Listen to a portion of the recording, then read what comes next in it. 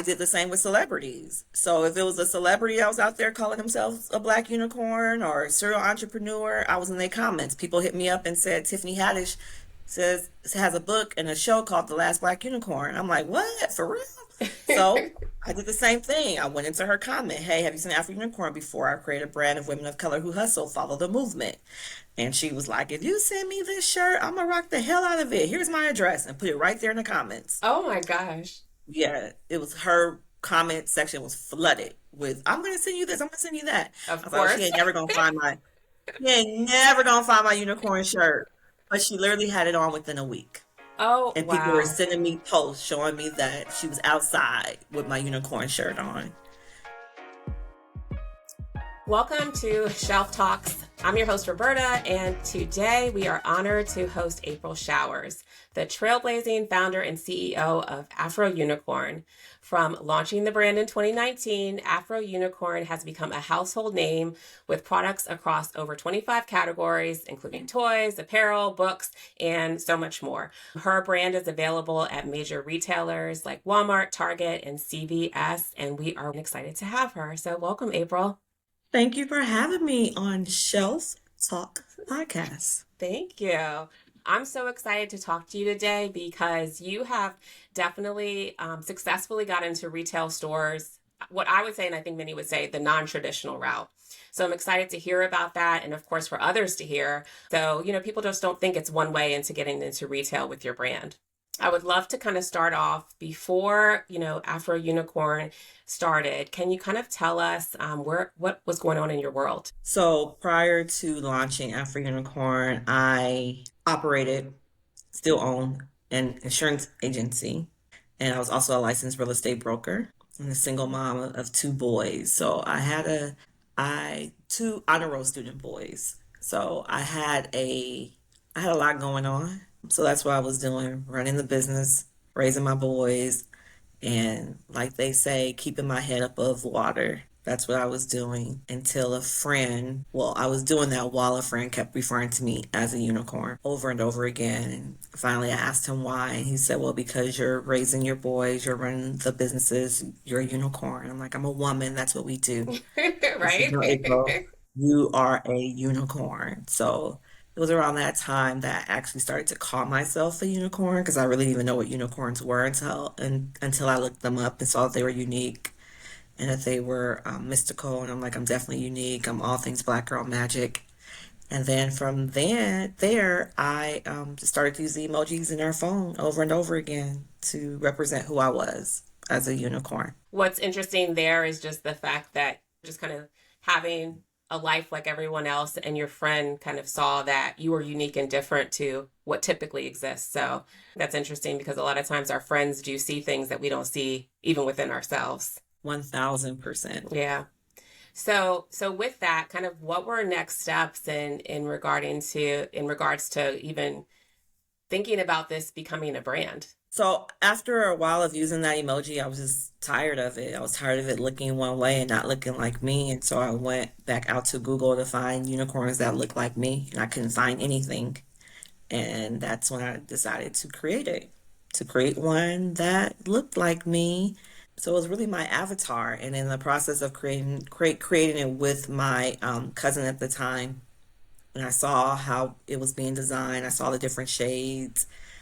I was like, wait a minute, this is a thing. Like, it was originally for me, but now I see it for everyone. And the same way I didn't know that I was a unicorn, I bet there's so many other people out there like me that don't know that they're unicorns. So I want to go find my tribe. So from out the gate, Afro Unicorn was a movement before it was a brand. And I said that I needed to create space for women like myself who did not know the superpower that they had within them.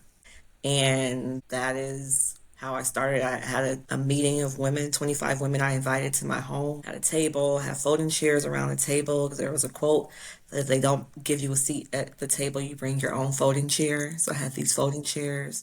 Some of them were already entrepreneurs, so I purchased items from each of them to gift to the other women. I have written bios on all of them. None of them even knew what the event was about. I had not asked them any questions about themselves. I study people.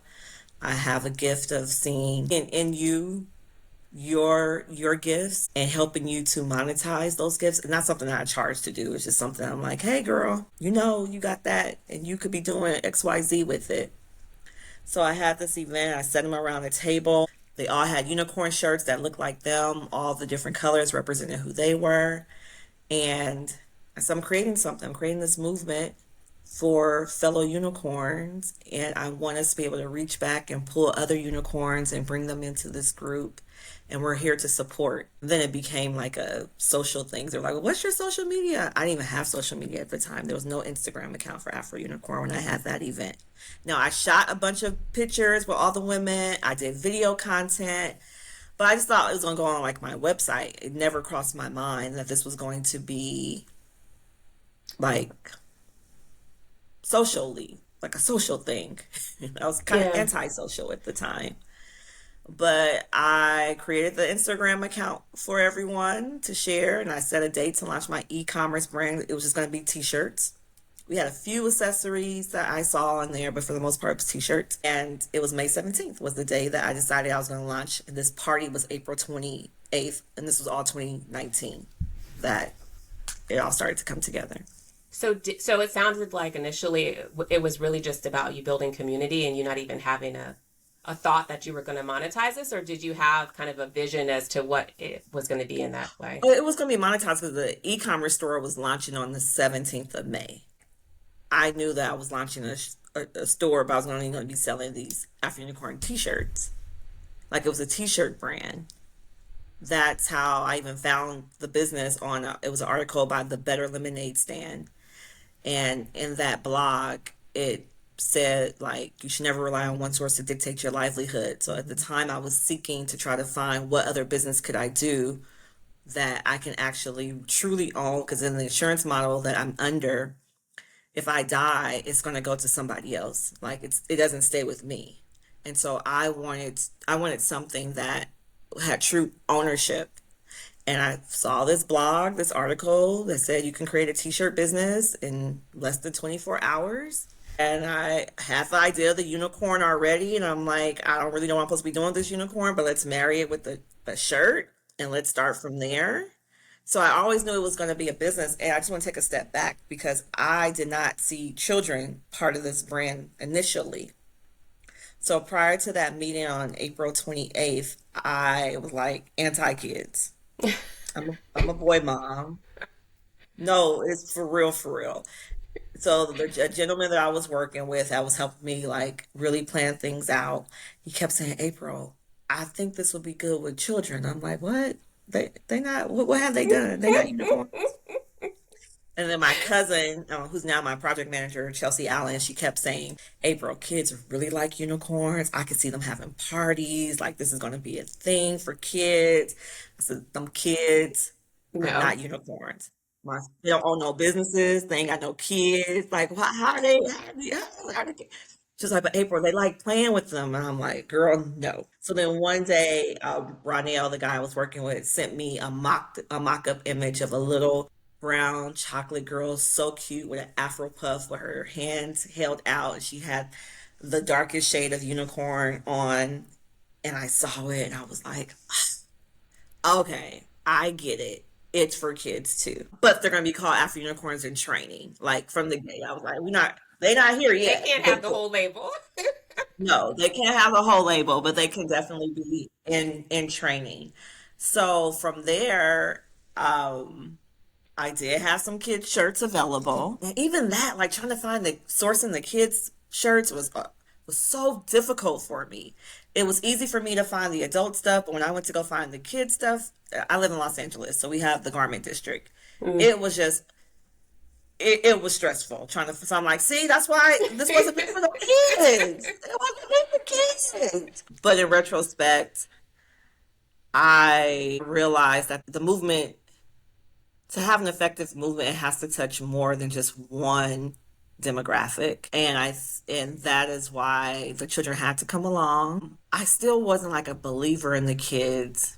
And then later on that year, I had dropped like a limited edition ombre color, rainbow color mane. And this these two sisters, their parents had purchased the unicorn shirts for them, and they were outside in their front yard. And their front yard reminded me a lot of my front yard when I was growing up. And they're from Los Angeles, so that's why it was very similar. And they shot this video of them opening up this package, not knowing what it was, and just jumping up like hysterically and being excited when they saw the shirt.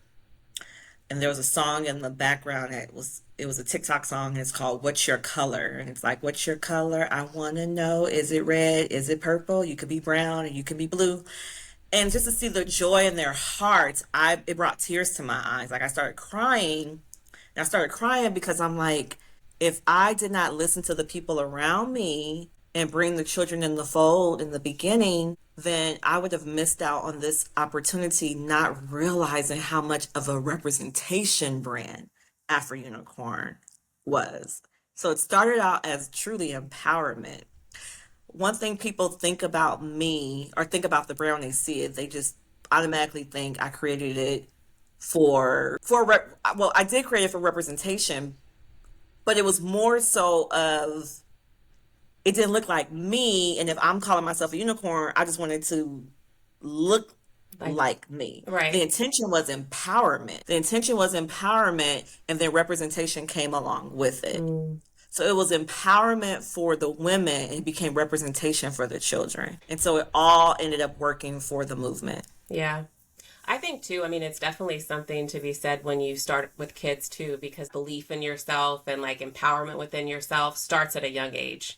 So it kind of, I feel like aligns with that, where you're starting at, versus where you were like, I didn't know I was a unicorn, where you're actually empowering these young kids to actually believe it and know it as they're kind of maturing and starting their lives and figuring out who they are. Yeah, there are going to be some really, really dope women 15 years from now that whole generation is just going to be on fire. And I'm happy that I have a little spark of that fire that's going to be in generations to come, because the way that these girls are empowered by this brand now and the confidence that they have now because of the Afro Unicorn brand, I've always had it. And so now I understand, though, although I was a tomboy, although I didn't know what unicorns were, God so saw fit to raise me the way that he did, with having so much confidence, loving the skin that I was in. Like you asked my mother, like there was nothing better than me waking up every day and being black. Like I've always just looked at us as different than most look at us. Like I Mm. never even saw that side. I've always just seen us as being so dominant and so powerful. And I'm like, so why don't they have unicorns that look like us? Like it didn't even make any sense to me. Like you're talking about something that's like, so unique and so mystical. That's Like it that should that be a given. it should have been like it should have started there. So I had to fix it. Right. No, I love that.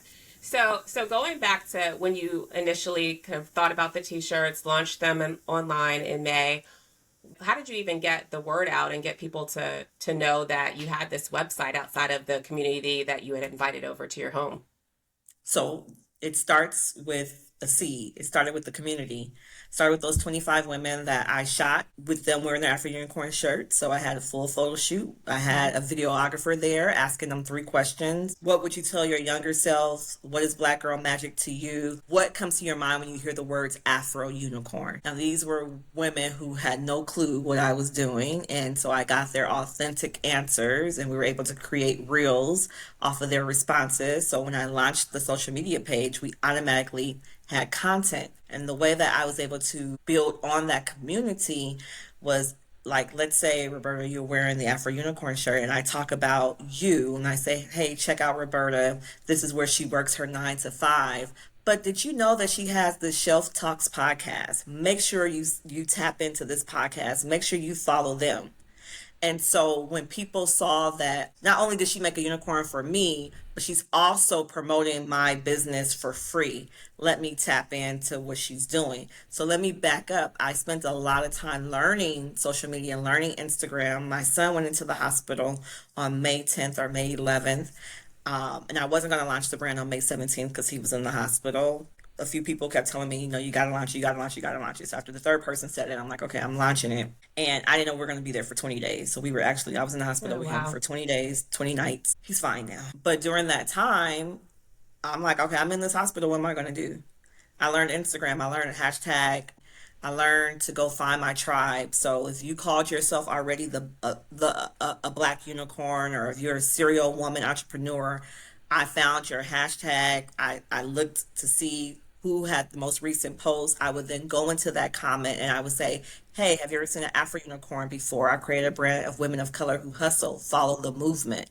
And because you already coined yourself Black Unicorn, and then you click on my first, the comment pops out to you, and then you click on the page, and now you see a unicorn that you didn't even know is what you've always needed. You Right. see it, and then you like, oh, and she's posting about what other women are doing. Oh, this is something I definitely need to tap into. Not only am I going to follow her, but let me go over to her website and let me go get a shirt, because hopefully not only is it going to empower me, but I also got a little side gig and I want her to post me too.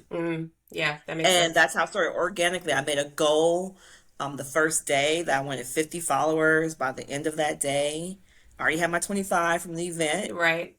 So I ended up getting 100 by the end of that day. And then it started, I was growing. Every day in the hospital, I made a commitment. I'm going to work an hour in the morning, an hour in the afternoon, an hour in the evening. I'm going to connect with 50 people today, and I'm going to be in their comments, and I'm going to put my messaging in there and get them to come over. That's so smart. So that's how we started. And unfortunately, when I started Instagram, I started the year that Meta was, or Instagram at the time, was monetizing. So it wasn't like previous years where people just got all these followers. No, I had to literally grind Work for for them. every single person that follows Afro Unicorn. So no, we didn't like bust out the gate like most brands do with 30, 40, 100,000 followers. They just started yesterday because they bought them all. No, I wanted to have that community. And so I worked for it. And then it grew because I did the same with celebrities. So if it was a celebrity that was out there calling themselves a black unicorn or a serial entrepreneur, I was in their comments. People hit me up and said, Tiffany Haddish has a book and a show called The Last Black Unicorn. I'm like, what? For real? So I did the same thing. I went into her comment. Hey, have you seen Afro Unicorn before? I created a brand of women of color who hustle, follow the movement. And she was like, if you send me this shirt, I'm gonna rock the hell out of it. Here's my address, and put it right there in the comments. Oh my gosh. Yeah, it was her comment section was flooded with, I'm gonna send you this, I'm gonna send you that. I Of was like, oh, course. she ain't never gonna find my unicorn shirt. But she literally had it on within a week. Oh, And people were wow. sending me posts showing me that she was outside with my unicorn shirt on. And then I just got her, and then I got Alicia Keys. So when Tiffany started following me, then when I would tap into other celebrities and they were following Tiffany, I'm like, oh, if Tiffany's following her, then she must be cool. And then I got Alicia Keys, and Alicia Keys started following me, and then Sherry Shepherd started following, and it just became this thing where women were excited about what we were doing. Wow. I love that strategy of just number one, starting with community. And then number two, like being authentic with it and reaching out to people that already kind of were in the community. They just really didn't know, you know, Right. women that really were already a part of what the brand represents. So as you were kind of building organically and working hard every day to gain more followers, you were still selling specifically online at that point. Hmm. Yep. So when was the point that you decided or were connected to thinking about opportunities when it came to licensing? It found me because I didn't know what licensing was at all. I thought that I did say at the beginning African Unicorn is going to be a household name, a worldwide brand. I said that when we launched it in 2019. But I thought the only way to get it there was that I would have to sell the brand. I would have to sell the brand to like a Hasbro, or I would have to sell it. At the time, I thought Diddy. Diddy was the only person that came in mind. He was going to have to buy it. I know. I know. I'm talking about 2019 is what I thought, Yes, yes, okay? yes. So I didn't know about licensing. I literally was talking to brokers at the time. trying to figure out the evaluation because I was doing pretty well as an e-commerce brand and just trying to figure out, okay, what's going to be the exit strategy? That's all I kept hearing because I didn't know about licensing. When Walmart found us, and again, it was because of my efforts on social media, it was a viral video, and they reached out and asked if we could bring our products in. We would consider bringing our products in for through the category of celebrations, which is party supplies. And I responded with, "Of course, we would consider that." And like, what does that mean? And so then we started to have meetings, and it was the buyer that introduced me to my first two licensees. Oh, wow. And from there, it's been up since then. I mean, it's go up and down, but I'm saying, meaning it's been up, meaning I discovered this world of licensing. I discovered I did not have to sell the brand. And that's how I got into retail. I got in retail from a buyer reaching out and bringing us in. So initially you were still just selling t-shirts online, but they actually wanted you to create something outside of that category specifically for them. Yeah. So I had started selling, I was selling t-shirts, but I was selling anything that was print on demand, I was doing. Okay. Whether it was notebooks, phone cases, because people were just hitting me up all the time. Can we get this on the backpack? Can we get this on the, like it was nonstop what people were asking me for. The one thing that I was trying to do that particular year was I was trying to work on party supplies. So when That Walmart makes hit me sense. up and said that, I'm like, yeah, I've been trying to figure this out for the longest. And so it was a no-brainer. But then it took me into a space where I was unfamiliar. Although I had children a part of the brand, we still had very still more dominant for women than it was for children. Like if you were of course, if you were a mom, you would buy it, you and your daughter. But I had so many just single women just wanting Afro Unicorn for themselves. What the retailer did at the time when they brought us in as a kids entertainment brand. So it then made us a children's brand. Got it. So what percentage of kids were you selling when you were selling on your website? I was selling 65% women. 65% women. And but you felt like this opportunity of diving more into kids made sense for the brand and how to kind of enter retail. Well, yes. Well, it was Walmart calling me. So I wanted to figure it out. Mm-hmm.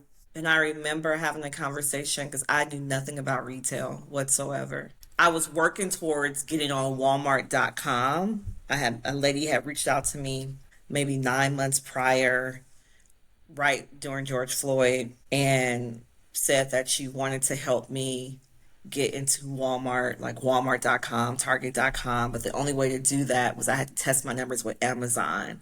So she created this Amazon store for me, and I Mm-hmm. had to start selling products. It was a whole nightmare. But I was doing all of that to get the numbers. She's like, you got to have X amount of numbers To get before they would even look at you. So when I got the opportunity at Walmart, that wasn't even a question. None of that stuff came up. And I remember talking to my mentor at the time, and I asked her, I said, look, I have this meeting with Walmart. What do I ask them? Like, what questions? And her first thing was, well, they're not going to know the answer, but you're going to ask them how many doors. And she said, as a black brand, they give you anywhere between 50 and 100 doors, you're good. Like, any doors that you get is a good thing. So when I was on my first initial call with them, at the end, I said, hey, I know you guys are not going to know the answer, but I just want to have an idea. Do you know about how many doors you're thinking about putting this in? And that lady said, you're right, we don't know, but minimum 1,000. oh my gosh. And at that moment, I just got gripped with all this fear because I'm like, this lady who I look up to, who's doing big things, and I think she was like at 700 doors. I'm like, they're talking about minimum 1,000.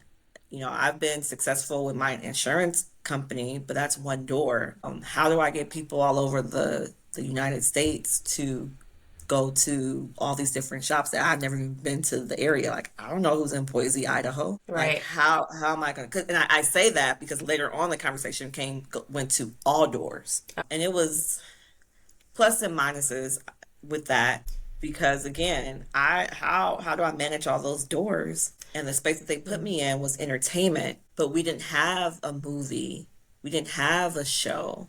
But I'm graded next to Elsa, and I'm Mm. graded next to what was that? We don't talk about Bruno Oh yeah, yeah. All and the content. big brands or big shows that were out there, and of I'm course next driving to millions and millions of Star dollars. Wars. Oh my gosh. Yeah, I'm next to Star Wars. Yeah, And then I'm next to iconic ones like Batman. But I'm still that sales report comes out each week and I'm still graded on the same level that they are. So it's been very challenging yeah.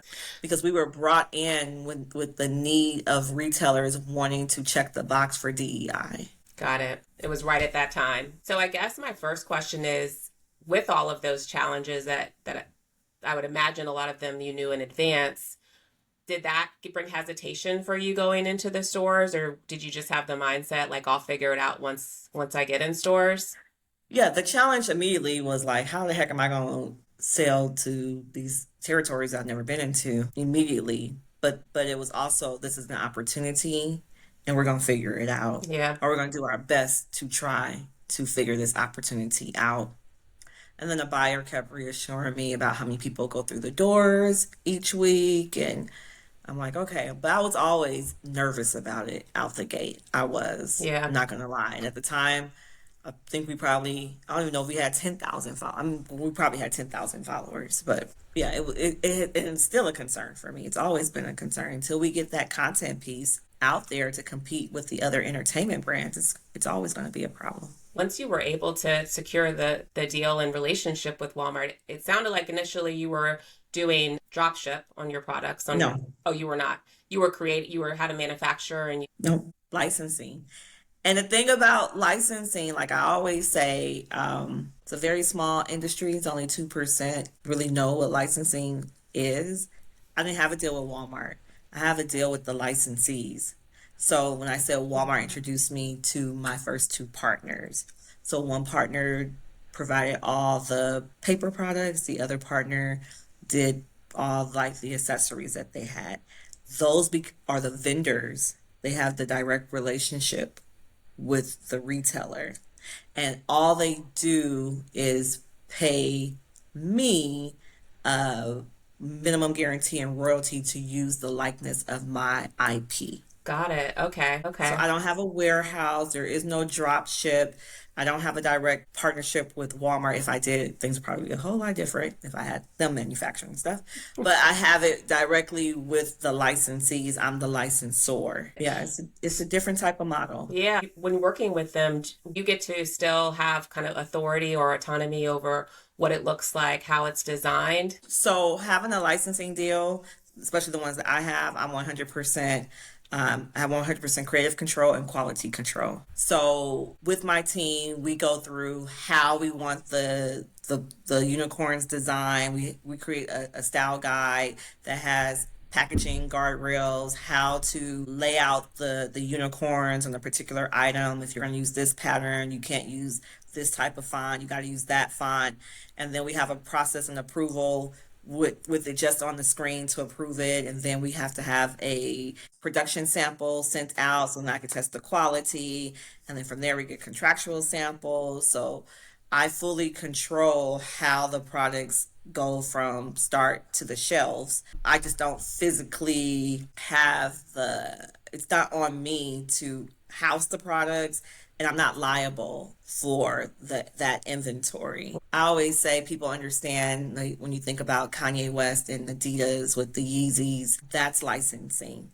Like, although I think he missed the box on his contract because he didn't read it, he should have had all creative control over it. So even anything that they create with using Afro Unicorn, it now belongs to me. So whatever design is created, it goes directly back to Oh, me. wow. Everything is copyrighted. You'll see with Afro Unicorn. It's amazing. I mean, I think a lot of people, as well as I, didn't know that that's kind of how it works, and it's just, it's great because you still, to what you're saying, have true ownership, and you know exactly what's being put out there. That's represented at the end of the day back to you and what Mhm. you initially created. So with the products being in so many different categories, is that something that you choose? in regards to what categories you want your products to be in, or do those vendors come to you and say, this is what we're thinking, and you guys kind of have those conversations, or what does that look like? It's gone both ways. Because of the rapid growth that Afro Unicorn had out the gate, the buyers started talking, and if they're bringing this in their category, we want to have Afro Unicorn in this category. So then those meetings happen with me directly with the buyers. And then sometimes my licensees, because they're vendors of records at the retailers, they'll start having conversations with their buyers and saying, hey, I have this Afro Unicorn. I think it will do great in this category. And then the conversation goes back to me. It was very overwhelming in the beginning because it's like, I don't want to say no to anything, Right. but not everything always makes the best sense. But it's like, I got to try and see what works. But it was a lot. It's a lot when you are in so many different categories to truly focus on marketing efforts. Again, if you have a big movie out or a television show, it doesn't matter. Right. Like right now with Wicked, you could just put pink and green on anything and You it's gonna can. sell. Right. Like it's gonna sell. Right. But it's different when you don't know the brand, and then even with us launching, people weren't so sure. They're like, "Is this a?" They didn't even know it was me behind it. They thought it was like a Walmart brand or a Target Mm, brand, and are they pandering right now? And yeah. So then how did you start to just bring more brand awareness and drive and traffic to stores? everything. Like we just relied on our influencer marketing, which we had already been doing. So a lot of celebrities got behind it, all organically. A lot of press because me going in, I was the first Black woman to have a fully licensed character brand in major retail. So we got a lot of press. I've done Gayle King twice. Every network you could think of, I've been on, except daytime television. That's one thing that I have not done. But we've done so many news shows and press, and so press was a big thing to get the name of Afro Unicorn. And then TikToks were coming out. Our brand dropped right when Walmart had this diabolical issue with ice cream for Juneteenth. Yes, I know that. And some person thought that Afro Unicorn was their response. Although our drop date, we dropped like maybe a week after Juneteenth. It could have even been before. But it was like, no, Walmart didn't just create this because of Juneteenth. Right. Like this has been planned for almost a year now.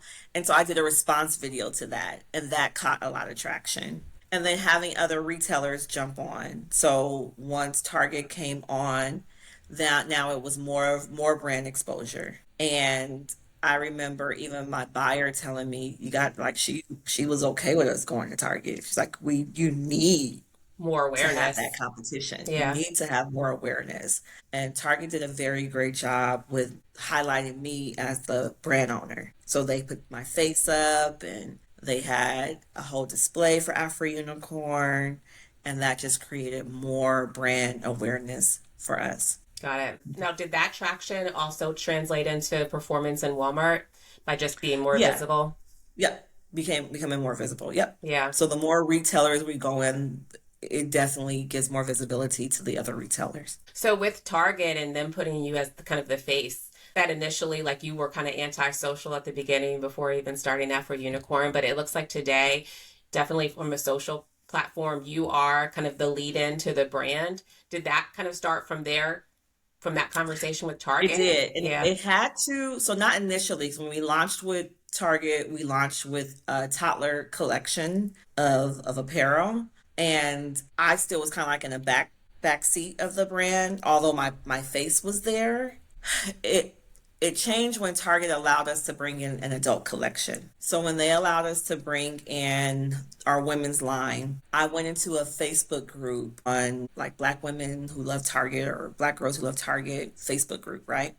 And I commented in there wearing the outfit saying, hi, my name is April. I'm the founder of Afro Unicorn. This is my brand. I would love for you to support. They just went crazy. They were like, we've seen this brand. We had no idea it was by a Black woman. We had no idea it was you. Girl, we got you. And they just started selling out everything Wow. for on that women's line. Yeah. immediately. And it was at that moment, because at the time I think I only had 3,000 personal followers. And it was during that time that I said, okay, we were already a year into it in retail. I said people want to see the person behind the brand, and we got to make a shift, and I got to figure out how to get in front of the brand more. And that's when I said with my team, and they say we're gonna have to give them a little bit of your personal life. You're gonna have to show a little bit more. I started going live on Sundays. I have a thing called Soulful Sundays where I talk about my journey and how I manifest things. And now I think I'm almost at 38,000. We just started this August of last year. How Oh we my grew gosh. all organically, and it's helped because now when people can now relate me, and now they want to support the brand. And hindsight is 2020. If I would have known, I would have led out the gate. But then there were people that I don't know, so I'm leaning on them, and they're telling me, "Oh no, you can't be the face of the brand." When you do that, you allow other people to assume who's really behind the brand. Yeah, yeah, definitely. And I think, I mean, in today's mindset, people do want to know who's behind the brand. They want to know that it's authentic and like the kind of not the history, but they want to know their origination behind it and the why. And I Hmm. think it's probably even more important with this brand because, if you just were to go in a store, you see, a brown unicorn, but you don't know the story and the mission behind it unless you are talking about it and, showing your face. So Hmm. it's also Yep. interesting because that's where it originated from your very first, you know what I mean? Right. Idea of creating it is connected to you. So, Right. so today you're in Walmart, you're in Target, you're also in CVS, right? Are these all with the same vendors, or have you had to kind of expand your vendor base, or are you still with those two that you started off with? In 6 months, I had over 45 different vendors or licensees. How do you manage that? We now have an agency that helps us manage those licensees, but it changes. And again, this industry is so fickle. It's like whoever has the movie out, that's who you go with. Yeah, And there's categories that I'm losing and shelf space that I'm losing, but then we're getting other retailers and other shelf space. So I just have to, I guess now is the name of the game is stay in it. Like, how do you just stay relevant, stay in it? How do you weather the storm? yeah, How do you find what really works for your brand? We're very new. We're only 2 years in retail. We're a 5-year old brand. So, and this is a legacy brand. So I want this to be around for 50 plus years, like a Hello Kitty. So it's like figuring out like how to keep that pace going year over year and how to reinvent. It's a lot, yeah, yeah. but I'm doing it. We're doing it. You're doing it. Have you had to hire a lot of people for your team? We're small but mighty. It's like seven or eight of us. And that's bigger than before you got into Walmart. Oh, yeah, yeah. It was just when Walmart was like, "We want to meet with your team." I was like, "Okay, I'll be there. present." I had my girl Kalia was working with me with social media. I was like, "Kalia, can you be on this call? Walmart wants to meet with us. My son Jesse gonna be at school, so he can't come. He only 15. So can you be on the call?" She's like, "Sure." So me and Kalia. Wow, that's funny. And so Hmm. so I know recently you got a deal with Random House, right, for a book collection. Is that Hmm. part of kind of helping to grow the brand in ways that can kind of help you compete in that space that you're in? It definitely is now. They came out the gate too in the beginning. Like I got those deals as soon as I launched, and we wrote 4 books in 1 year. Oh, wow. You've been moving Yeah. fast. So now it's like, okay, we're missing content. We have these books. What can we do with this content that we already have that's going to live on forever? So now we're looking at the books and we're like, okay, let's do a live show based off of the books. Like let's start touring this, or let's start creating, like just start creating stuff based off of the stories that we have now that we have this content. But yeah, and people say they've never seen anything like it, like Random House. I love them. I think everyone was just so eager after George Floyd to want to do something until that feeling kind of wore off. But I don't know if they've ever released 4 books in a year. for one. I think not maybe three and then two the top of the year. But yeah, normally, you get one book this year, one book the next year. Not with Afro Unicorn. So Is it harder to kind of help to kind of stay on that trajectory when you're, when you have those moments in which, you're kind of elevated pretty quickly to then still continue to kind of get the traction and then continue to build? 1000%. Yeah. It's definitely difficult. I'm in that space now. I just did my Soulful Sunday yesterday and I talked about how I said that 2023 was my Kobe year, right? And I'm sorry, 2023 was my Jordan year. Okay. And it really was a Jordan year for me. Like big time Jordan 23, the year 23. It was a big Jordan year for me. And I said 2024, I was like, so I guess this is going to be my Kobe year. But I didn't specify which Kobe year it was going to be. And when I brought up an article that I saved from when Shaq left the Lakers. It was actually 2004. I was like, oh, there's that 2-4 again.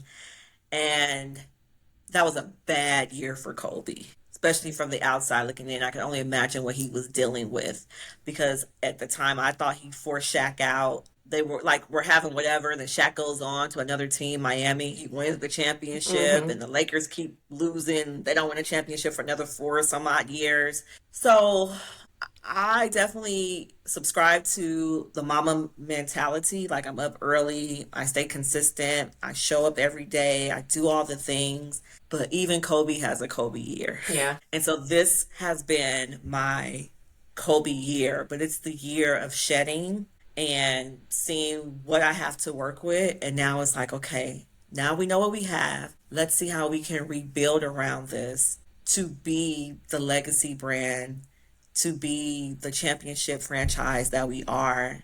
And when I was sharing the story yesterday, the lady that I was talking to, she was like, I didn't even realize that the Lakers weren't winning. And she had to go through, like, she looked it up and saw all the years that they missed winning the championship. It was a lot of years. But the only thing you think about when you think about Kobe, you think about the Lakers and Kobe, you just think winning. Winner. I Yep. think it's winning. Yeah. Yeah. But not every year is going to be a A winning Jordan year. year. Yeah. Not going to be a winning year. I've been sitting in it. So with that, what's the plans or what are your goals for the brand as you go into 25? Content, content, content. Yeah. Everything is content, whether it is bringing it to shorts, like I said, the live touring show. We're looking at an activity center, so location-based entertainment. Magico got to get out there and start doing parties. Like everything has to be content driven. Yeah. It's interesting. I feel like with a license, it seems like you have the opportunity to have more creativity, like to not be so focused on the manufacturing and how am I going to get it produced, and this of course that's happening, but it sounds like you definitely have opportunity and allow yourself to kind of be creative to think about how you really should envision this as a total package, not just one thing. Right. Hmm. So from the content, what that you're doing today, what are the biggest things that you feel really help drive awareness? What avenues or what types of content? Everyone's on YouTube. We just saw a report that had Disney down like 80 something percent and all these other big companies down astronomical numbers, like their networks. Everyone's on YouTube. So it's like really trying to figure out this YouTube strategy, really trying to figure out how to grow that channel, what's going to really resonate with the audience, like really trying to figure that out. I am so impressed with the fact that you've created this brand that you of course said that was going to be global, but didn't really know how, and just by being visible and being out there, you're able to kind of attract all of the things that you kind of had envisioned for the brand. Where can our listeners find Afro Unicorn? Where can they shop to purchase, and how can they follow you and follow the journey as we go into 2025 and beyond? If you tap into afrounicorn.com, you'll see all the different retailers that we have. Still quite a few on there. You mentioned Walmart, Target, CVS, JCPenney's. I have a hair care line that's doing really I great, which saw is that. Yeah. magical tresses. And that's available at Target, CVS, Walmart.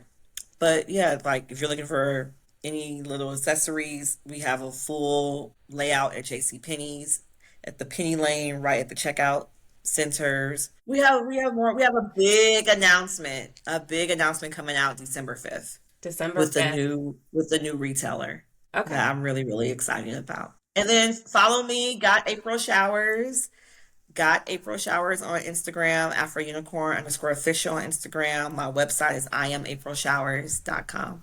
Perfect. Thank you so much, April. I really enjoyed this conversation. Thank you for having me. Yeah.